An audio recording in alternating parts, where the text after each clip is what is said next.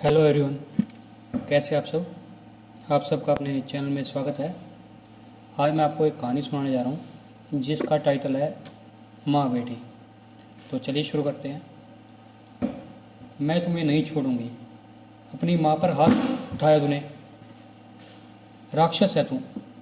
पापा की मौत को भी 7 दिन भी नहीं हुए और यह कुत्ता सबको संभालने की जगह मम्मी को धक्का दे रहा है। आज तो आर या पार होकर रहेगा। 100 नंबर डायल करती हूँ अभी। आप मम्मी बीच में मत बोलिए, आज देखती हूँ कितना बड़ा गुंडा है ये, रितु रोते हुए बोली। खोल दरवाज़ा खोल, अरमान बाहर से दरवाज़ा भड़बड़ाते हुए चिल्लाया। अब तो 100 नंबर डायल करना ही पड़ेगा, रितु चिल्लाकर बोली। हाँ कर, देखता हूँ कौन रोकता है और कैसे रोकता है। मुझे मेरा हिस्सा लेने से पुलिस कोर्ट मैं खूब जानता हूँ, सारी उम्र यही किया है। एक बार दरवाज़ा तो खोल, फिर बताता हूँ।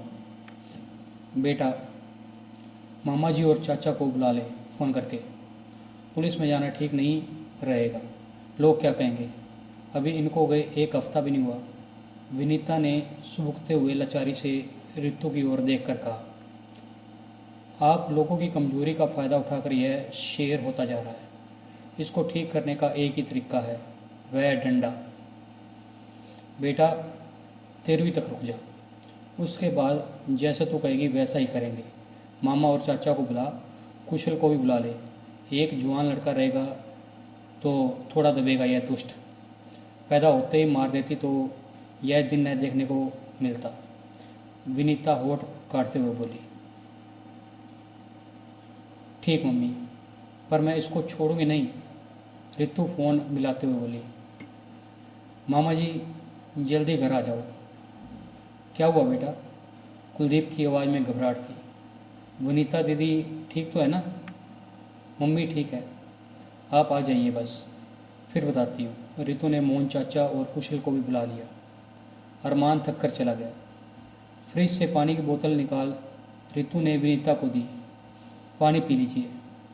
बेटा, मैं तो उससे माफ़ी मांगती हूँ, तेरी ज़िंदगी ख़राब कर दी हमने। तुम्हें शादी से पहले सब बता देना चाहिए था, पर इकलौते बेटे के प्यार में अंधे हो गए थे हम दोनों। लगा कि शादी के बाद सुधर जाएगा।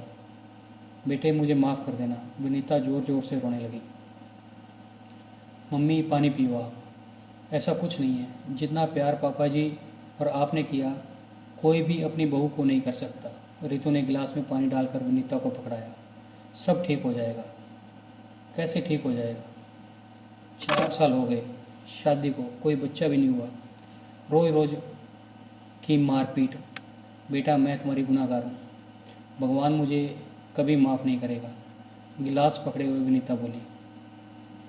अच्छा आप पहले पानी पी लो, रितु गिलास को उसके होठों से लगाते हुए बोली। आधा गिलास पानी पीने के बाद विनीता ने टेबल पर साइड पे गिलास रख दिया। पीठ पर लगी है ना, दिखाइए। नहीं, ज़्यादा नहीं है, हल्का सा है, दिखाइए। रितु ने विनीता का कुर्ता उठाया। बाप रे, सूज गया है, बर्फ़ से सिकाई करती हूँ। रहने दो, एक दर्द की गोली दे दो। खाली पेट गैस बन जाएगी। ब्रेड मक्खन दे दूँ? तब तक सिकाई कर देती हूँ। रुमाल से बर्फ़ लपेटे हुए रितु बोली। ट्र ट्र घंटी बजी। रितु ने दौड़कर दरवाज़ा खोला। सामने कुलदीप, मोहन और कुशल खड़े थे। आइए मामा जी। क्या बात है बेटा, तू बहुत घबराई हुई है, मोहन ने पूछा। बैठिए चाचा जी, मैं मम्मी को बुला लेती हूँ। विनीता आवाज़ सुनकर खुद ही आ गई। गुड्डी पानी लिया बेटा।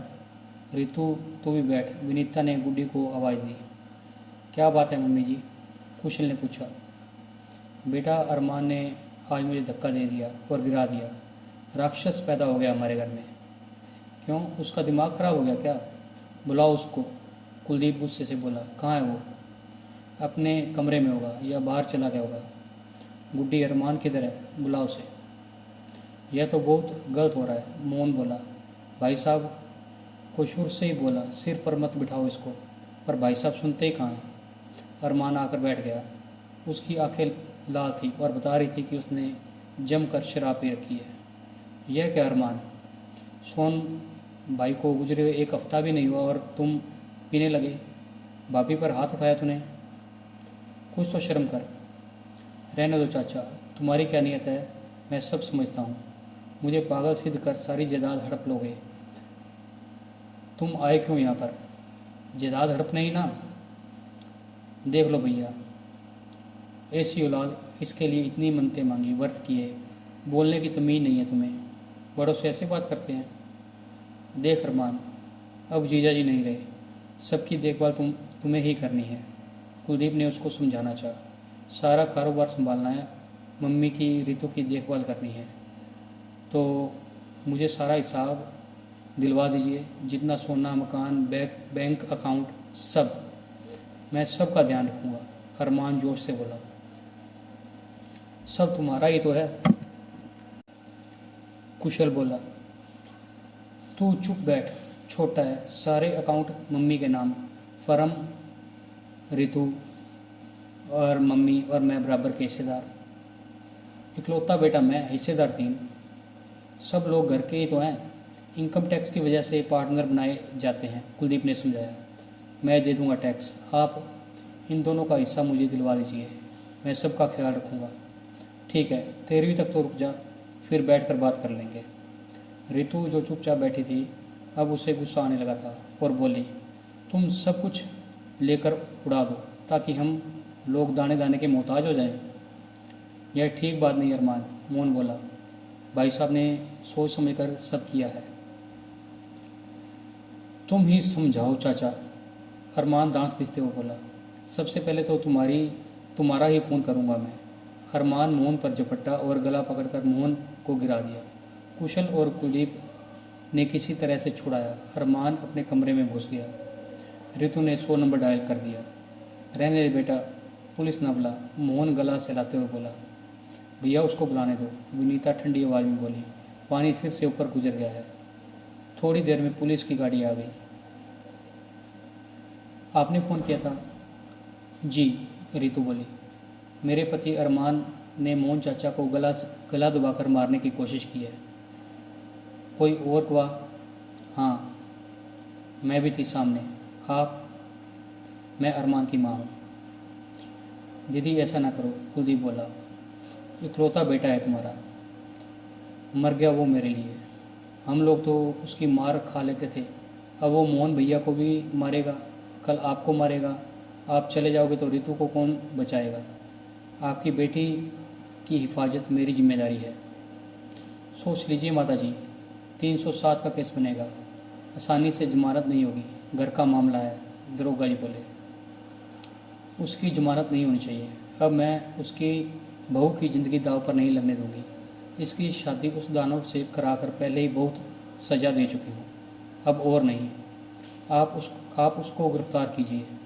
और कुलदीप या मोहन भैया, आपको मेरी कसम, उसकी जमानत नहीं दोगे आप। एकदम शांत स्वर में विनीता बोली।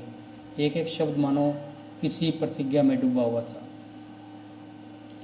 रितु विनीता से चिपक कर रोई जा रही थी, पर विनीता की आंखें खुश। तो आपको ये स्टोरी कैसी लगी?